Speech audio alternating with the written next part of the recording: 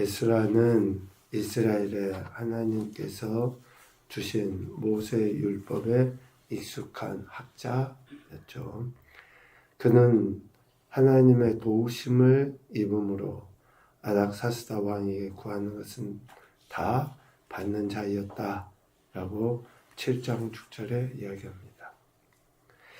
그가 바벨론에서 예루살렘으로 귀환하려고 하는 목적은 7장 10절에서 이야기하는 것처럼 하나님의 율법을 연구하여 준행하고 또 그 율례와 규례를 이스라엘에게 가르치기 위해서 예루살렘으로 돌아가려 한 것입니다. 많은 사람들이 예루살렘에 돌아가지만 에스라와 같이 이러한 분명한 목적, 즉 하나님의 율법을 지킬 뿐만 아니라 백성들에게 가르치기 위한 목적으로 가는 사람은 드물었다 할까요? 아니면 그냥 에스라가 처음으로 이렇게 나온 거죠. 왜 에스라의 이러한 목적이 중요합니까? 이스라엘의 멸망은 하나님의 말씀을 듣지 않은 멸망이에요.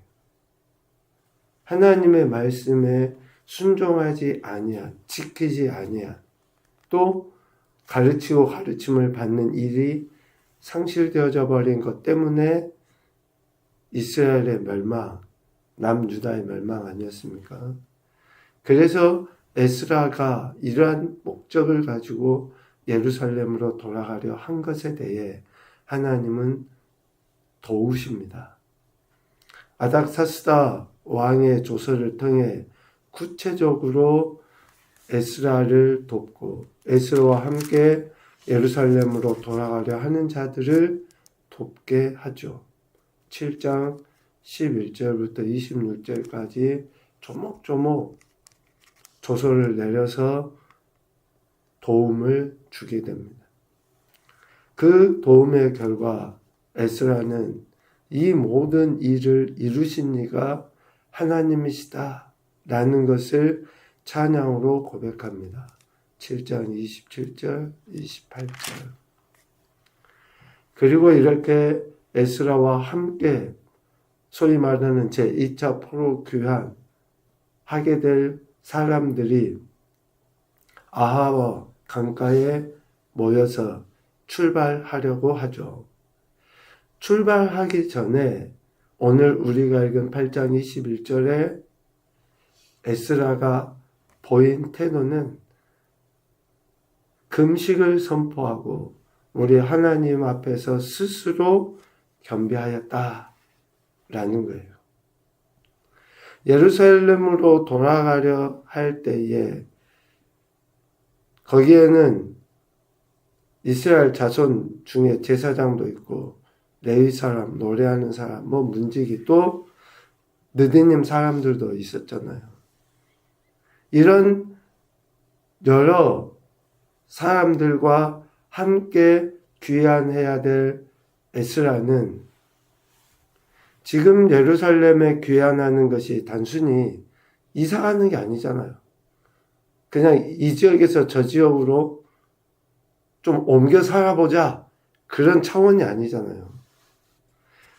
하나님과의 관계 회복, 즉 하나님 말씀에 대한 그러한 순종을 보이기 위해서 그래서 학자로서 율법을 지키고 또 적극적으로 가르치기 위함이라고 할 때에 그 첫 번째 해결돼야 될 것이 뭡니까?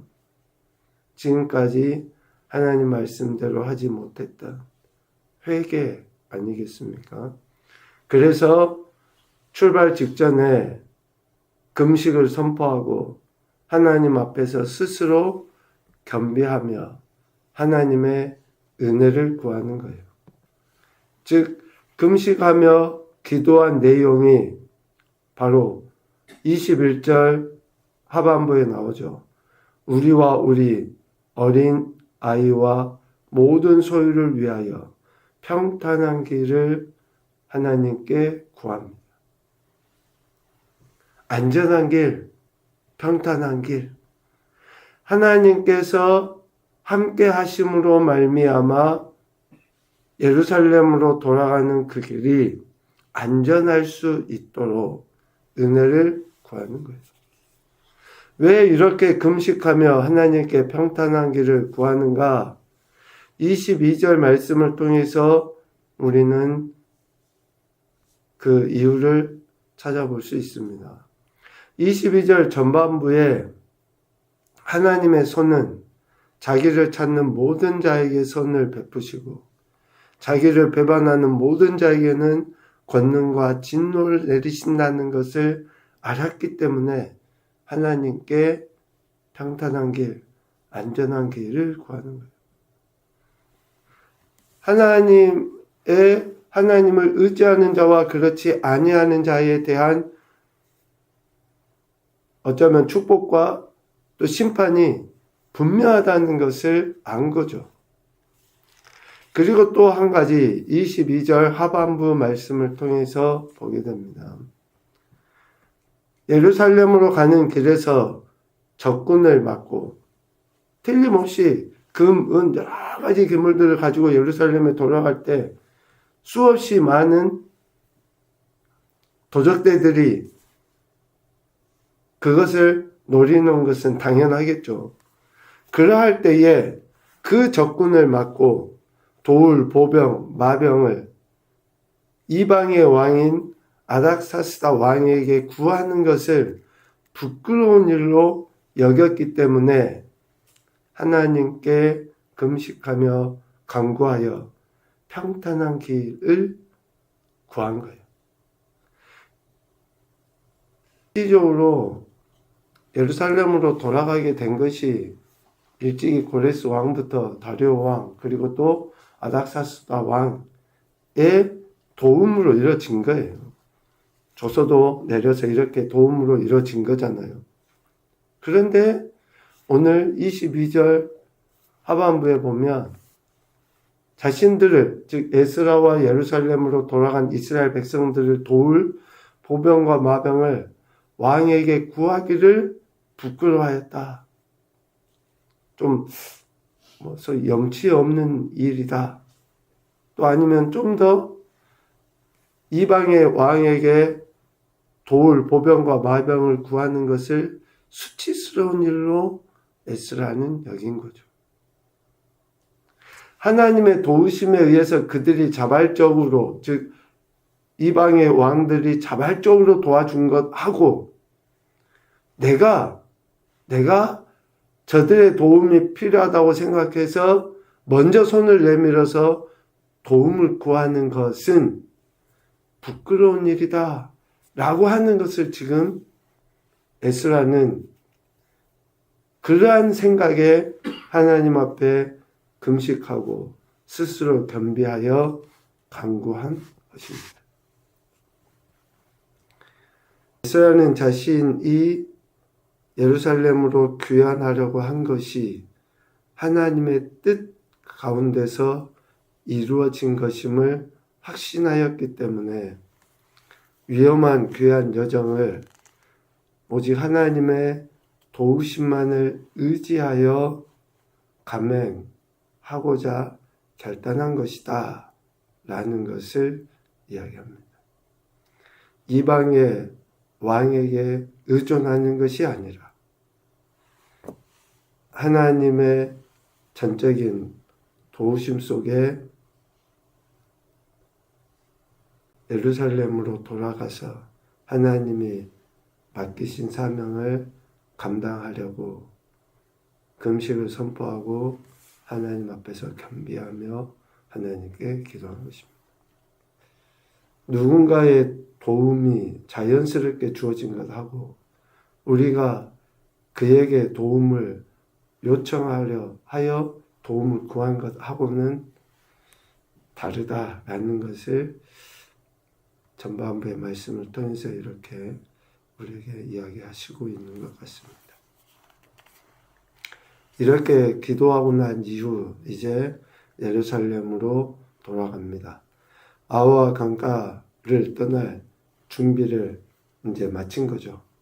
그러면서 가장 먼저 제사장 중에서 12명, 레위인 12명을 구별하여서 성전으로 가져갈 예물들을 이제 그들에게 맡깁니다. 그 예물 중에는 은, 금, 또 금그릇 등을 포함해서 정말 가치가 나가는 많은 물건들, 은이 650달란트, 은그릇이 100달란트, 금이 100달란트, 금잔 20개 쭉 하면서 이런 엄청난 액수의 예물들을 제사장과 레위인 각각 12명에게 구별하여 맡기죠.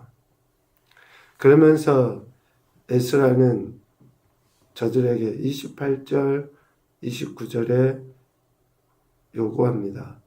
너희는 여호와께 거룩한 자요. 이 그릇들도 거룩하고 그 은과 금은 너희 조상들과 하나님 여호와께 조상들의 하나님 여호와께 즐거이 드린 예물이다. 라고 이야기하면서 철저하게 관리할 책임을 지워줍니다.